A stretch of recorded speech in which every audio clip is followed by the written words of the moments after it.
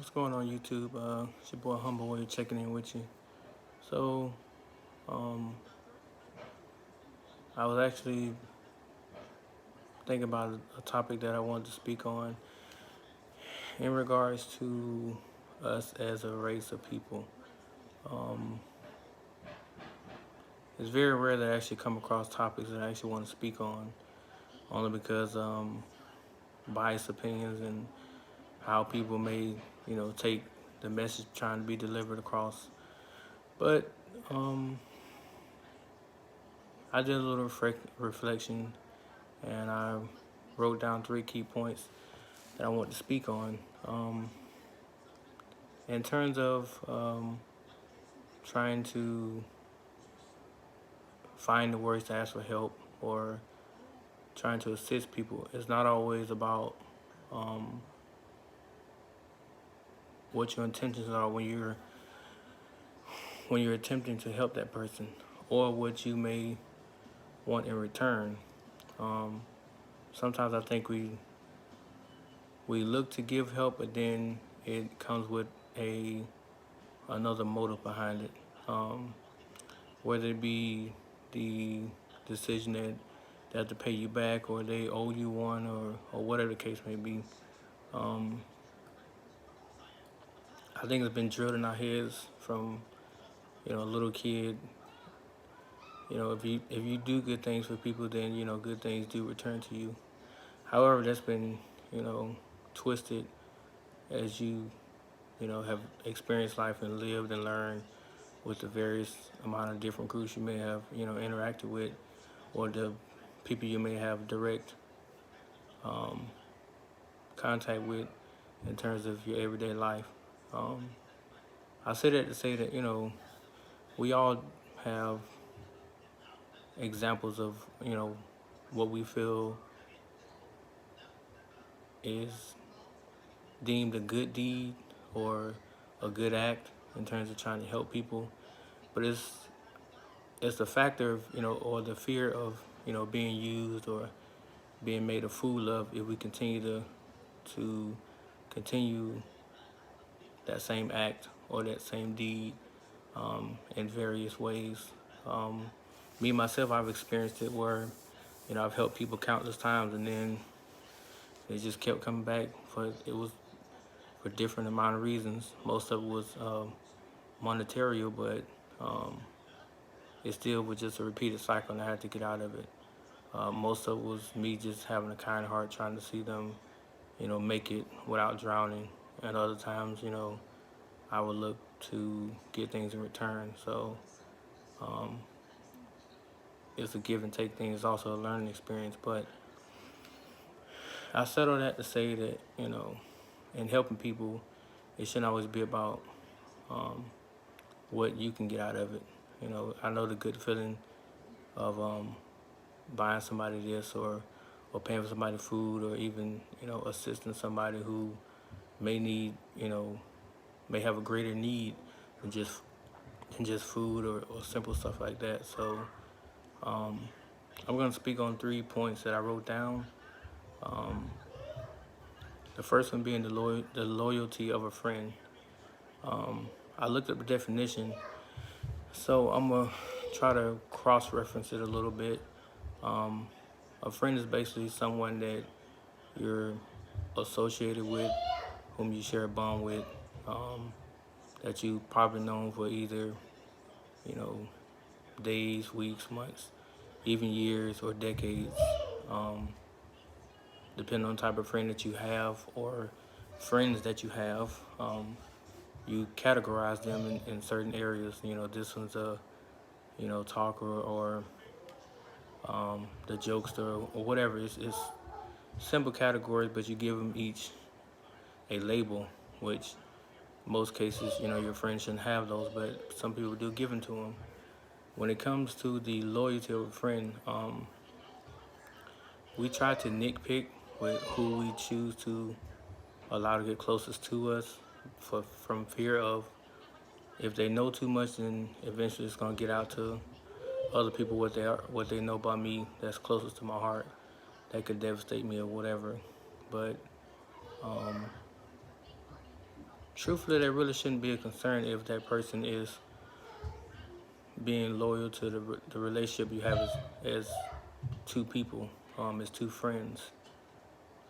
It's just like if they tell you something personal and they always begin with, don't tell nobody this, or this stays between us, or whatever the case may be. Have enough gumption to keep it to yourself, even if it does sound ridiculous or whatever.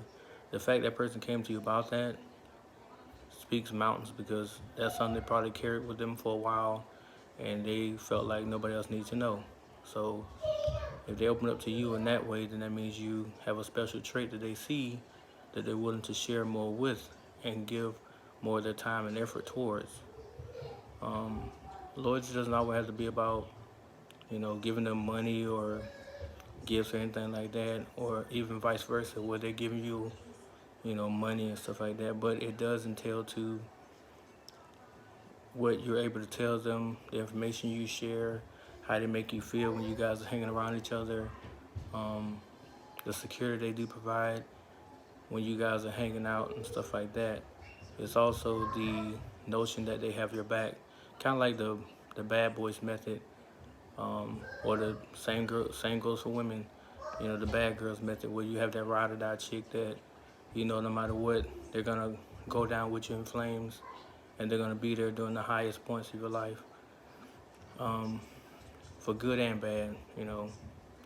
Unfortunately for some, for some, the loyalty issue becomes too much, and also plays a factor in the trust and respect and other things like that. So eventually, you end up, cutting ties with that person for whatever reason, um, and then normally you don't try to replace them, because you feel like if one friend was disloyal, you rarely get a benefit of doubt to the next friend. You do try, but you always had that fear of what if, or when is it gonna happen?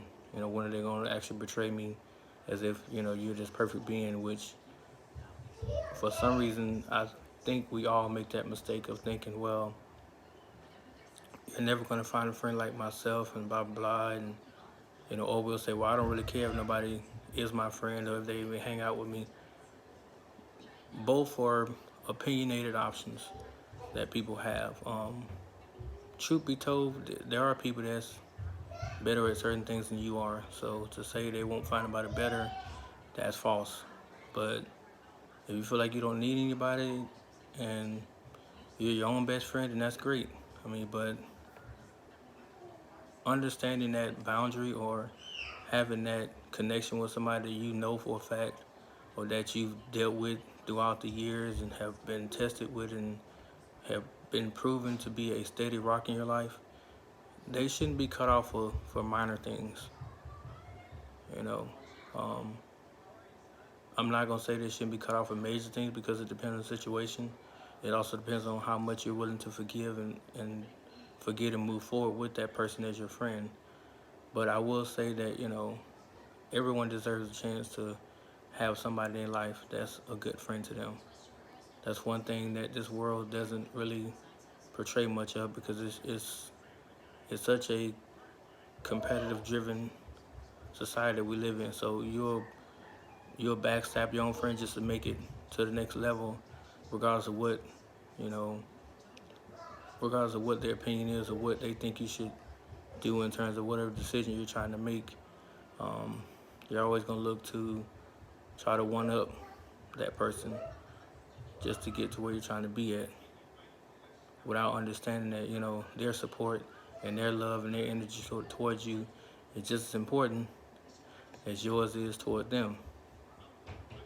So it's a give and take thing. Of it takes a lot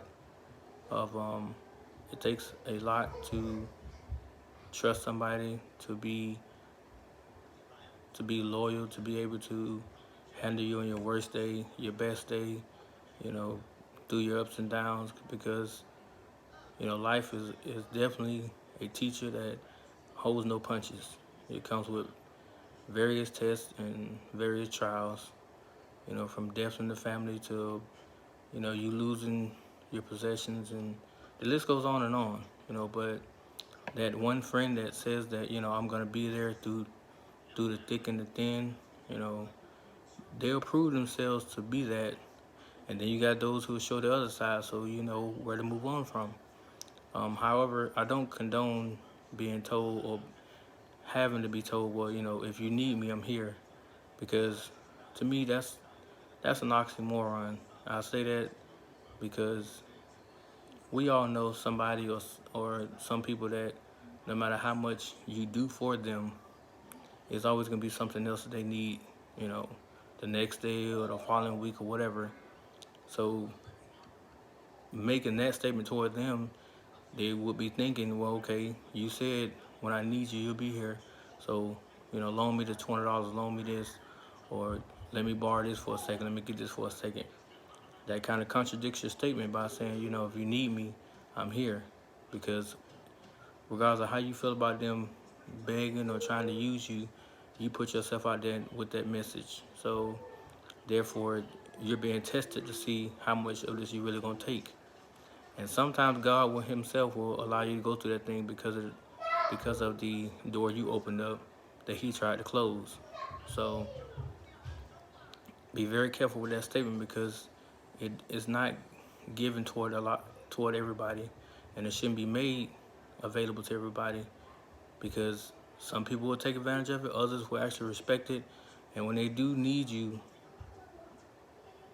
they'll come and they'll ask. But for the most part, be very careful about that statement because it can come back to hurt you. Now, I'm not saying don't don't try to help your friend or your friends or your family or whatever, but I am saying be careful because there's a big difference between helping and hurting. You can only help somebody so much, but if they realize that you're a golden ticket, they're not trying to help themselves at this point. They're trying to ride your coattail to see how far you can drag them along. And at times, it's been proven that not everybody can go with you. That's why the first point of this was loyalty of a friend in singular. Not everybody that you say are your friends, because they all can't go with you.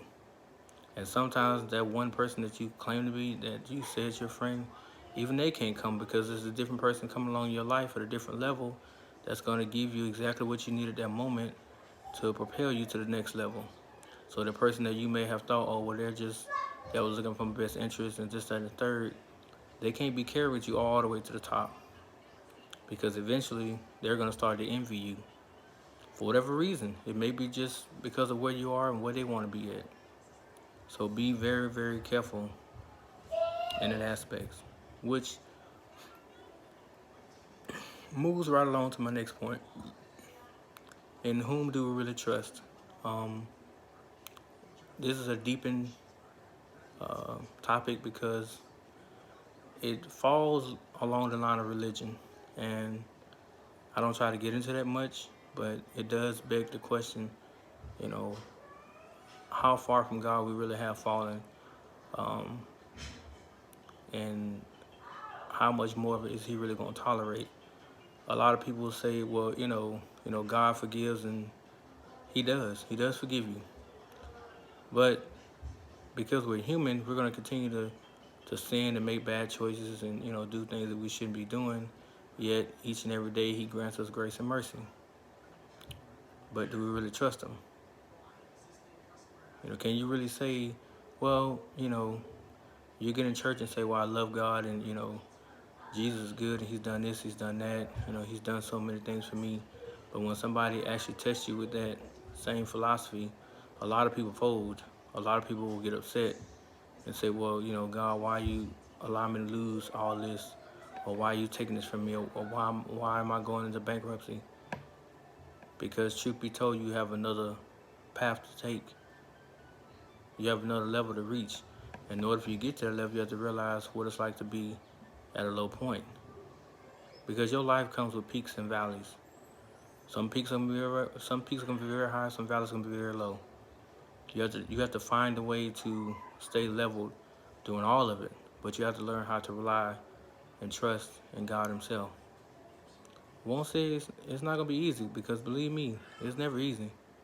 You know, being a military person, is we have the peaks and valleys of our careers, and it brings into question about why we serve, and what we believe in, because one of the verses of the Ten Commandments is "Thou shalt not kill," which directly coincides with exactly what the military was created to do: kill people. That's what they're paid to do: defend the country and kill the enemy. So it's a constant clashing war about that conversation, which is another topic for another day. But it really does summon the thought that, you know, can you really trust, the person beside you, or your friend, or even, your parents, those who you consider to be in your circle, for whatever the reason may be. Can you really find that person that you can trust? And for a lot of people, it's a never-ending search. Myself, I found that, through all of my, 34 years of living, well, from my adulthood, which is 18, up until 34, which has been 16 years of adulthood, I found that my biggest trust has always relied on God. Have I always talked to Him like I should? No. Have I always prayed to Him? No. But I always knew when to go to Him when it mattered the most. When it should be a daily thing, I still didn't do it. I still don't do it. But I'm not too prideful to say, that I thank Him, that I'm sorry for this, that I love Him, because when it's all said and done, I got to stand before Him. And at that point, nobody's going to be around me to even defend me. I got to answer for what I've done. So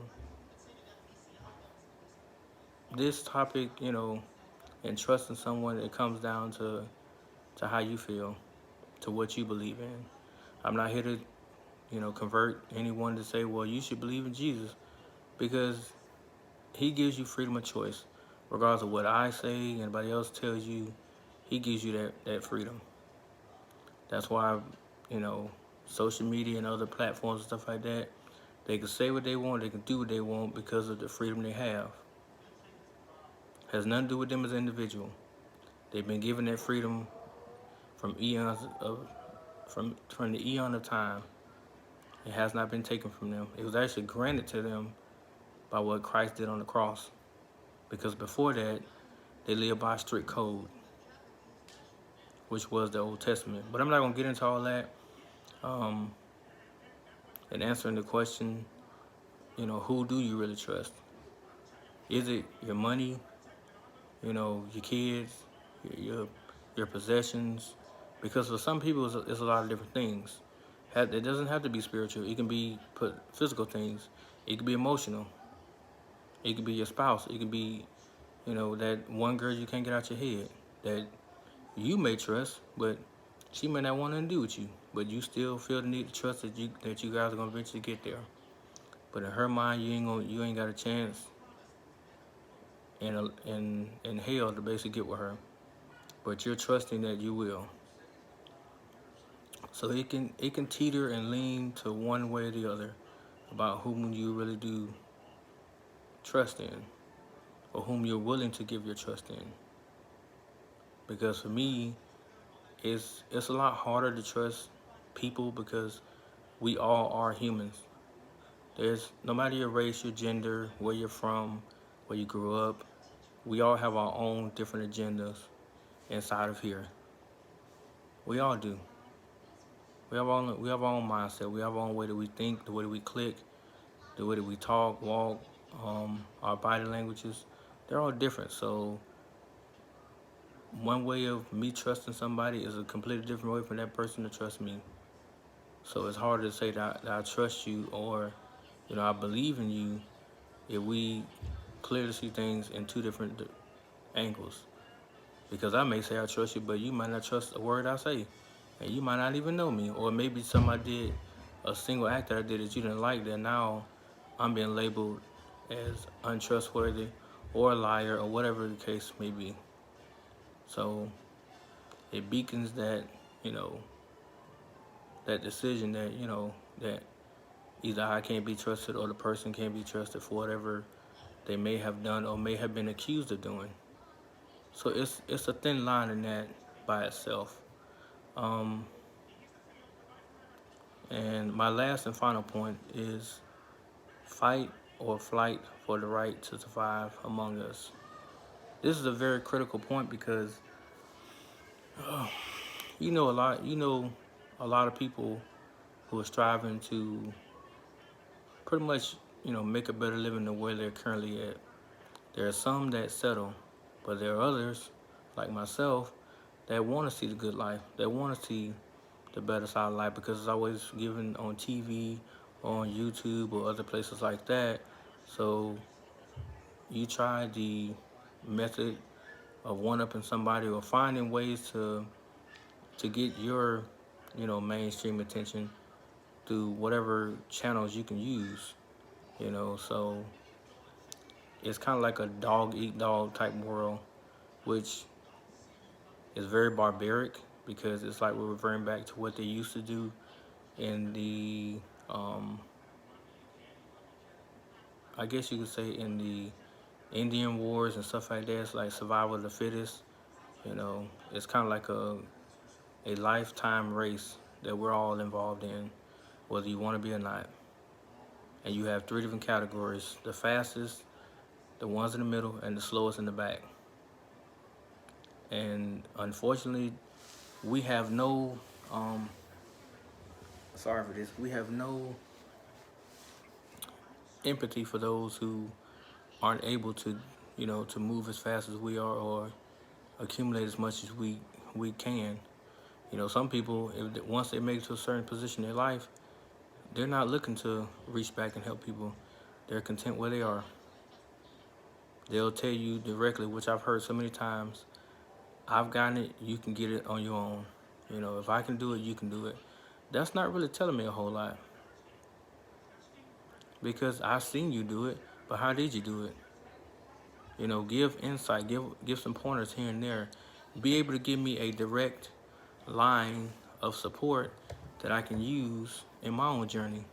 I'm not telling you to tell me step by step what you did to get where you are because I'm not going to take those same steps. I'm just not. Every person is different on an individual way, but you can give little hints or tidbits as to how you were able to eventually cross over to get to where you were and how you were able to elevate from one stage in your life to the next and to the next and to the next. So those little motions helps somebody like myself or even the person behind me. If I don't turn around to help somebody else to get to where they want to be or even surpassing me, then I'm failing in life in general. Because even as a parent, the main thing in being a parent, which I mean, a lot of people know this, but you want your kids to exceed what you've done. For those who don't feel that way, I don't know what to tell you, but you want them to surpass you by eons. You don't want them to be in a position that you're at. You don't want them to make the same mistakes you do, but they are children. And so their way of dealing with things may be completely different because they're going to be in a whole different set of circumstances, except the concept of life won't be any different. It'll just be the opportunities and the advancements of life will be a tad bit different than what we had to deal with in our coming of age. So in this whole, fight or flight topic, it's a lot of people that, they find ways to expand beyond the wall that's been placed before them. But I think they only chip enough out that wall to either get over it or go through it. But they never leave a hole for the next person. It's kind of like they get on the other side of the wall and they patch up the things they've done to get over it, while leaving the next person to figure it out. And sometimes, that hurts because when you think about it, if you really want to help the next man succeed, then why not make it as easy as you possibly can? It's not going to be completely easy. That's never going to happen. But the whole idea of grinding to make life smoother is so that the rough edges are trimmed off and to where they won't be as present for that next man that's coming up. That's the whole purpose behind this. So if you can find the time to find ways to get over on the next man when you're trying to make it up the ladder or whatever, then find ways to also help them, because it's not so much a competition once you reach the top because you're by yourself, and guess who's pulling at you? All those people that you stepped over. It is the crab in the bucket mentality. And as far as um, my community of people go, it's a never-ending song for us, because even in athletics, it's all about who's number one, who's the best. From LeBron James to Derrick Rose to Trace McGrady to Michael Jordan, who is the best? And Mike said it best. You know, his whole being is about winning. Kudos to him. You know, to him, winning is an addictive drug, is everything. But to me, it's not. I could still lose and have humility, have grace. I want to win, but if I understand the person is better than me, then they were better than me on that day, and they got the best of me that day. So I'm not I'm not gonna be upset to the point where I gotta get even with them. No, because I have another game to play, but I can mentally prepare myself for the next time we may see each other. Okay, well, I understand your tendencies, and I can find ways to one up you the next time we meet each other, which is the same philosophy in life. Um, even if a person does take your spot or whatever, it shouldn't be about getting back even with them. You should find ways to get on their level, and then if you do surpass them, then find ways to bring them where you are, because we're all trying to better ourselves. Whether if you're in the hood or you're overseas somewhere in the military, even if you are a rich athlete, you're still trying to better yourself. Except they find ways to constantly blow through money that most of society wish they had. But we're not the 1,500 or however many number of it is in the NBA to actually suit up to play, to get paid to play. So we become the fans or the critics through social media. So in a way, we're kind of pulling them down because we're critiquing every little part about their game, which we're not even getting paid to do that. But we feel obligated to speak on what we deem as, a player that's deemed unworthy to even play for a certain team or organization or whatever, because we root for that team. We want to see them win. And this player is the reason why they're not winning. Well, just like I said in the other day in my other video, football is a team game. Unlike basketball, it doesn't require, which requires one person to take over a game by yourself, because it's 5-on-5. But if you can't, if they cannot slow down one person, then that game will begin to seesaw, and you'll see that one person literally become a superstar in front of your eyes. So, but I'm back. I'm basically backtracking off the subject. The fight amongst us to survive is very real, and we don't need to keep adding ammunition to the opposition. Meaning, when it comes to ourselves, they preach this message for years. Uplift your brother. Even though I know our thing, when I say our, I mean black people. Our thing is to be each other's worst nightmare in terms of judgment. We think that we pretty much know, how a person should be or where they should be in their life.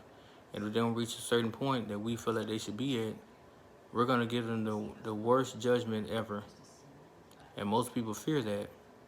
When it should be, you should be trying to assist them, and vice versa, and trying to reach that next level.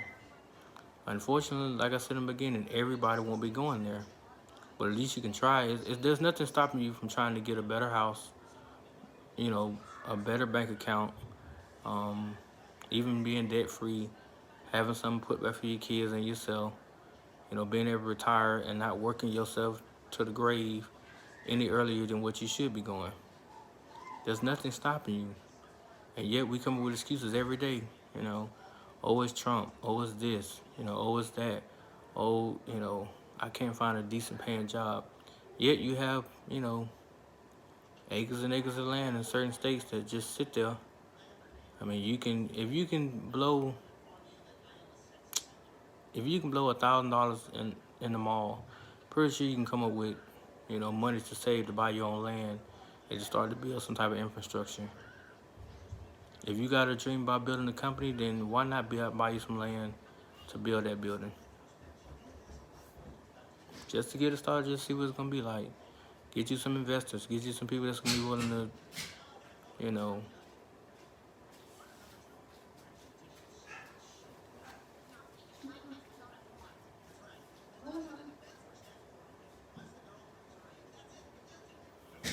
be willing to basically buy what you're trying to put out there in this world. I wish you gone somewhere. No, it's not gonna be edited out. But anyway, um, it's very important to be able to do that. Um, I think the biggest fear we all share is the fear of failure. You know, what if I do it and it doesn't pan out, or what if, you know, what if I don't have the money? What if I don't do this? Well, you never know unless you start. You know, even with this YouTube thing, I used to, when I first heard of YouTube, I was just like, well, making videos, I don't know about that, because what if nobody ever watch them? Matter of fact, what if I never get a comment? But I found, as long as you continue to work on it, you're gonna get better. My content is not the best by no means. I just give my opinion. That's all I do. But some people like it, some people don't, and I'm okay with that. All I ask is that, if you do have suggestions, throw them in the comment section below, and I'll work on trying to, get better. That's all I can do. But even with this company, like, at first it was like easy money, but now everybody jumped on, the bandwagon to try to get paid, and now it's like they pushed the finish line out further.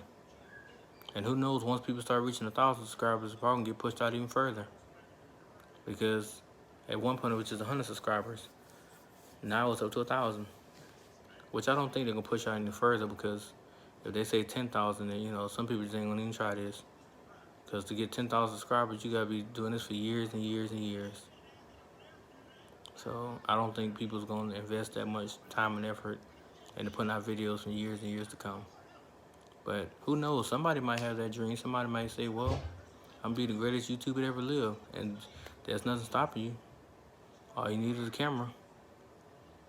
So it's all about the perspective, how you see things, what you think, it takes to help not only yourself and your family, but to help your fellow man to survive. Because, again, like I said in the beginning of this topic, it is a dog-eat-dog society. We are so busy trying to chew one another up and spit each other out, that we don't even take the time to realize how much damage we're really doing. And by the time we do, it's too late. So the question begs, like, what do we really want to do? How do we really want to make this thing work in terms of being a race of people that can uplift, or that can make a great change? Because it doesn't start with the government. That's been proven over a long time. It's always going to start and end with the people. That's just point blank, period. There's no way around it. There's no way to sugarcoat it, but it has to start with us. And eventually we can direct change on the government. But it won't be to ask for assistance or like that. We'll be able to give them back, you know, more valuable resources than just money. We'll be able to produce more productive people in this world that won't be out there filling up prisons or graveyards. Because the graveyard itself will be filled up one day. But why give it a head start? Everybody should be entitled to live as long as they're granted to be here without it being stolen or being taken from them or even being delayed for one reason or another. Because when it comes to survival, that's what we're all trying to do. But we should be trying to survive to strive, not survive to live. Because at that point, you're basically counting down the days until you leave here. That's not a good feeling at all. That's the same as driving down the road looking in the rearview mirror. You definitely can't see what's behind you walking straight ahead.